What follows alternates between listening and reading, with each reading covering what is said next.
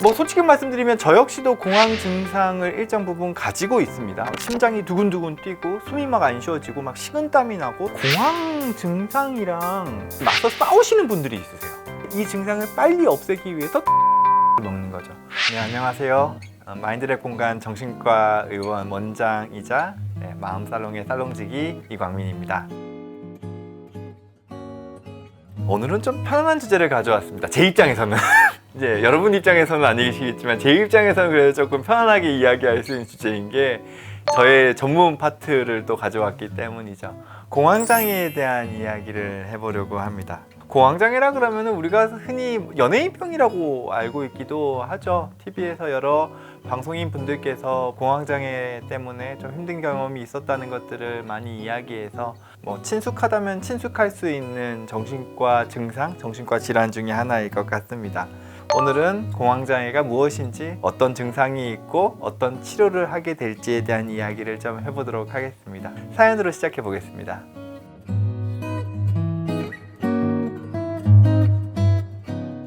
네, 저는 고등학생 딸을 둔 엄마입니다. 저는 결혼하고 딸 하나만 낳아서 애지중지 키웠습니다. 딸은 좋은 옷만 입히고 좋은 것만 먹이면서 명문대를 보내기 위해 사교육이란 사교육은 다 시키고 있습니다. 그러다 하루는 한밤중에 울면서 저희 부부방으로 딸이 뛰쳐왔습니다. 딸은 숨이 안 쉬어지고 심장이 너무 아파서 죽을 것 같다라고 하더라고요. 저희 부부는 아이를 들쳐업고 근처에 있는 응급실로 갔습니다. 그런데 곧 딸아이는 언제 그랬냐는 듯이 멀쩡해졌습니다.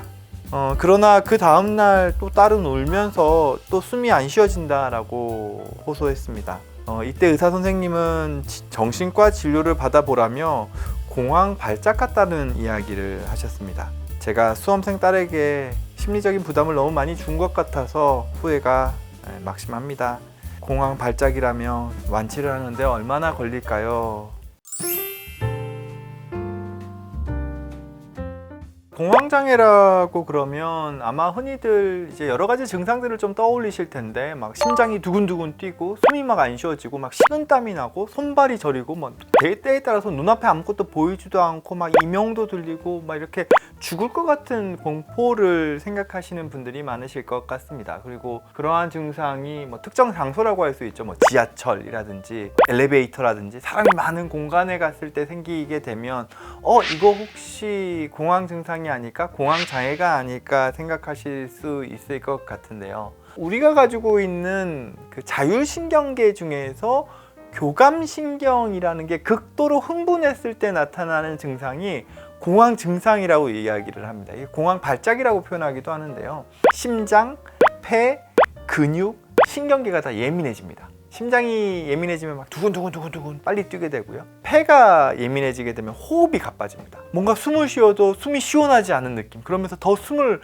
몰아쉬게 되는, 그리고 우리의 모든 중심근이라고 하죠. 이 척추 부근에 있는, 그리고 우리 머리에 있는 근육까지도 다 크게 긴장을 합니다. 근데 우리 근육은 긴장을 하게 되면 통증이 생겨요.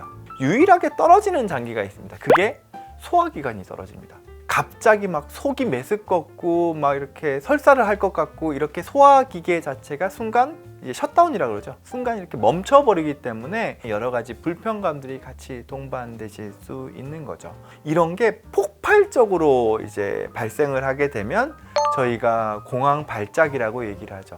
근데 이렇게 공황 발작, 공황 증상이 있다 하더라도 우리가 일상생활에서 지장이 없으면 저희가 정신과 질환으로 보지 않습니다. 즉, 공황 증상이 있고 공황 발작이 있고 공황 장애가 있거든요. 이런 공황 증상이나 공황 발작이 나의 일상생활이나 직업적인 역할이나 대인관계에 지장을 줄 때 우리가 공황 장애라고 진단을 내리고 치료를 요하게끔 되는 거죠. 그래서 실제로 공황장애로 병원에서 진료를 받는 빈도가요, 2014년도에는 93,000여 명이었다면 2020년에는 무려 196,066명으로 집계가 됐거든요. 그렇게 6년 만에 약 110%나 증가했다라고 하죠. 공황장애는 정신과 질환의 어떤 큰 카테고리, 큰 영역으로 구분한다면 불안장애에 들어갑니다. 그 불안을 높이는 가장 큰 원인은 스트레스라고 할 수 있죠. 제가 스트레스와 관련된 뭐 여러 강연이나 이야기를 할 때마다 말씀드리는 거는 우리는 기본적으로 스트레스를 피해서 살 수 없어요. 그게 일단 바람직하지 않아요. 기본적으로 우리가 삶에서의 스트레스는 우리가 삶에 대한 욕심에 비례합니다. 그리고 이 욕심이라는 건 내가 삶에서 지향하는 목표에 비례합니다. 즉 내가 내 삶을 통해서 많은 것들을 이루고 성취를 얻고자 한다면 욕심이 생길 수밖에 없고요. 그 욕심이 있으면 스트레스는 많을 수밖에 없어요. 그렇기 때문에 스트레스는 없애는 게 아니라 내가 이 스트레스를 어떻게 하면 잘 관리할 수 있는지에 대해서 목표로 가져가는 게 바람직하겠죠. 뭐 솔직히 말씀드리면 저 역시도 공황 증상을 일정 부분 가지고 있습니다. 한때는 이제 뭐 치료를 받아야 될 정도로 공황 증상이 있었던 적이 있어요. 근데 돌이켜서 생각을 해보면 제가 공황 증상이 가장 심했던 그 순간에는 저의 삶의 스트레스도 정말 높았고, 그렇다는 얘기는 저의 삶에서의 욕심도 가장 컸을 때였던 것 같아요. 그 욕심을 잘 관리하면서 현실적인 목표나 성취로 가져갈 수 있을 때 우리의 불안도 줄고 스트레스도 줄고 공황 증상도 같이 관리될 수 있는 게 아닌가라는 생각을 하면서 공황 증상을 바라보는 게 필요할 것 같네요. 그런 시각에서 지금 보내주신 사연의 이야기를 좀 다시 바라본다면 따님 같은 경우에는 지금 수능을 준비하고 있는 입장에서 스트레스가 적을 수가 없죠. 몸이나 마음에 대한 스트레스에 대한 관리를 하게 되면 이렇게 경험했던 공황 증상은, 공황 발작은 그냥 일과성으로 지나갈 가능성이 높습니다.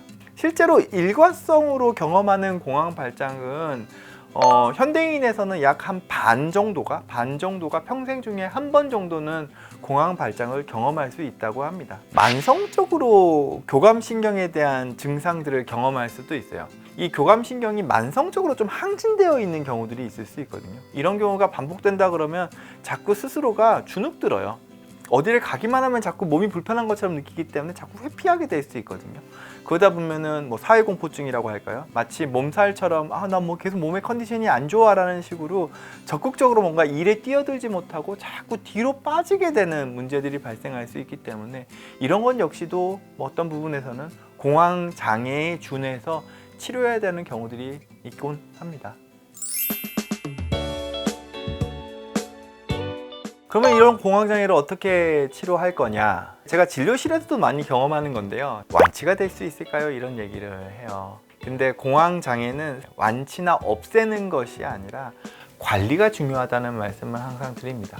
감기처럼 표현할 수도 있어요. 우리가 감기를 항상 뭐 365일 다 알고 살지는 않잖아요. 내가 몸 관리를 잘 못했을 때, 좀 피곤했을 때 내가 감기를 걸리게 되고 이 감기는 또 지나가게끔 되죠.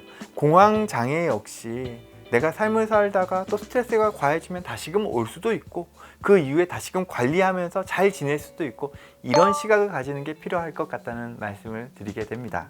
또 진료 상황에서 좀 보다 보면요, 공황 증상이랑 씨름을 하듯이 맞서 싸우시는 분들이 있으세요. 정말 막 심장이 미칠 듯이 뛰고 막 식은땀이 나고 막 숨이 헐떡헐떡 거리는데도 그걸 그냥 버텨내세요. 공황 증상, 공황 발작은 맞서 싸우시면 안 돼요. 왜냐하면요, 그게 트라우마로 기억이 돼요. 이게 우리가 예기 불안이라고 얘기하거든요. 아까 전에 말씀드렸잖아요. 공황 증상이 맨 처음에 생겼을 때는 우리가 그 순간을 죽을 것 같은 공포로 여기게 되면 이 상황이 또 올지도 모른다라는 불안 걱정이 공황 증상을 다시금 자극하거든요. 그러면은 내가 공황 증상이 올지도 몰라라는 그 기분 자체가 그 증상을 실제로 만들어내요. 그걸 저희가 예기 불안이라고 얘기합니다. 근데 내가 공황 증상이랑 맞서 싸우려고 하면 어떻게 되겠어요? 그게 나한테 불편한 기억으로 우리 뇌에 저장이 되거든요. 그럼 나도 모르게 그 증상이 무서워져요. 불편해요. 그럼 이게 결국엔 다시 공황 증상을 자극해요. 그래서 공황 증상은 내가 맞서 싸우려고 하시면 안 돼요. 견뎌내시려고 하시면 안 돼요. 적극적으로 그 공황 증상을 어떻게 해서든지 조절하기 위해서, 그거를 낮추기 위해서 내가 가능할 만한 자원들을 다 사용을 하셔야 되는 거죠. 약물 치료도 중요한 게 그런 이유입니다. 매일 먹는 이제 공황장애 치료제도 있고요. 이건 일정 부분 공황 증상이 올라오는 거를 막아주는 약이겠죠. 정확하게는 저희가 좀 세로토닌이라는 물질을 좀 확보하면서 마음의 여유감을 키워주기 위한 약물 치료를 하게 되는데요. 공황장애 치료에서 또 한 가지는 공황 증상이 왔을 때 그때마다 쓸 수 있는 약을 별도로 주는 경우들이 상당히 많습니다. 저희가 피로시 약이라는 표현인데요. 공황장애가 올 것 같은 느낌이 있을 때 바로 먹거나 공황 증상이 왔을 때 바로 먹어서 그 증상을 해소시키기 위한 약이죠. 나 공황 증상 올 것 같은데 여기 뭔가 환경이 안 좋아서 혹은 내가 최근에 스트레스가 많았는데 오늘 느낌이 뭔가 안 좋아 할 때는 피로시약을 미리 먹거나 혹은 증상이 왔을 때 이 증상을 빨리 없애기 위해서 또 피로시약을 먹는 거죠. 추가적으로 드리고 싶은 말씀은 우리의 마음 상태는 내가 잘 알아요. 내 마음이 가장 편안한 상태, 스트레스를 그래도 가장 많이 관리할 수 있는 상태에 대한 건 내가 알죠. 그래서 내 마음을 잘 관리하기 위한 노력을 병행하면서 내가 공황 증상을 경험할 만한 그런 환경들을 일정 부분 피할 수 있는 거라면 피하는 게 중요합니다.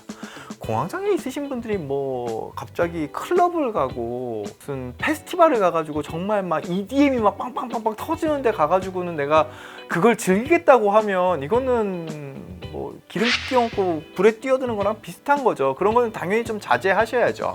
실제로 공황장애 있으신 분들이 운전하는 것도 두려워하시고 누군가 앞에서 프레젠테이션 하는 것도 두려워하세요. 막상 그런 환경에서 공황 증상이 발생해버리면 정말 큰일 날 수 있으니까요. 그럼 나는 항상 삶에서 중요한 순간들을 피하면서 혹은 회피하면서 혹은 내가 그거를 안 하는 거를 포기하면서 그러면서 살아가게 되는 거죠.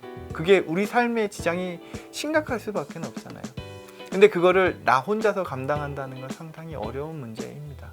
그래서 내가 정말 필요한 순간에는 정신과적인 정신건강의학과 의사와의 어떤 상담을 통한 도움을 찾아가시는 거를 꼭 권유드리고 싶은 거죠. 네, 오늘은 공황장애와 관련된 다양한 이야기를 드려봤는데요. 어떠셨나요? 뭐 제 입장에서는 이제 저의 전문 영역이기 때문에 좀 편하게 이야기할 수 있어서 제 입장에서는 조금 자유롭게 좀 떠들 수 있었다는 느낌도 있습니다. 물론 이걸 떠든다라고 표현하는 것 자체가 저는 조심스럽긴 합니다만 그런 의미에서는 여러분들에게 실질적인 도움을 제가 더 드릴 수 있을 것 같아서 좀 뿌듯한 면도 없지 않아 있네요. 네, 저희 마음살롱은 여러분들의 사연을 통해서 다양한 고민에 대한 소통이랄까 솔루션을 드리려고 하고 있거든요. 혹여나 여러분들께서 생각하고 있는 고민이 있으시다면 댓글들을 통해서 남겨주시면 저희가 그 사연 다뤄드릴 수 있을 것 같습니다. 저희는 다음번에 또 좋은 주제를 가지고 여러분들께 찾아오겠습니다. 감사합니다.